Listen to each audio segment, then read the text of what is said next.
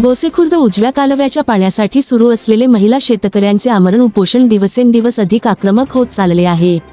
डिसेंबर 18 रोजी आंदोलन मागे घ्यावे या उद्देशाने नागपूर येथून अधीक्षक अभियंता राजेश पाटील आंदोलनस्थळी आले होते.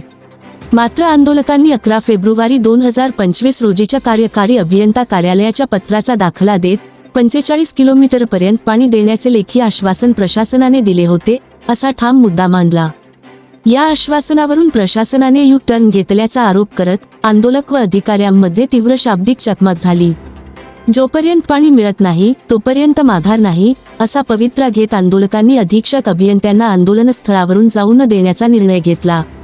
तणावपूर्ण परिस्थितीनंतर सायंकाळी 6 वाजता चिमूरचे आमदार बंटी भांगडिया यांनी दूरध्वनीवरून आंदोलक विनोद जोडगे यांच्याशी संपर्क साधत डिसेंबर 20 रोजी स्वतः आंदोलनस्थळी येऊन पाणी सोडण्याबाबत ठोस निर्देश देण्याचे आश्वासन दिले. या आश्वासनानंतर अधीक्षक अभियंत्यांना जाण्याची परवानगी देण्यात आली. मात्र उजव्या कालव्यात प्रत्यक्ष पाणी सोडले जाईपर्यंत आंदोलन सुरूच राहील असा ठाम निर्णय आंदोलकांनी जाहीर केला आहे. दरम्यान आज आंदोलनस्थळी शेतकरी नेते बच्चू कडू आणि आमदार बंटी भांगडिया भेट देणार असल्याची माहिती मिळाली आहे. त्यामुळे हे आंदोलन पुढे कोणत्या दिशेने वळते आणि शेतकऱ्यांना न्याय मिळतो का हे पाहणे अत्यंत महत्त्वाचे ठरणार आहे.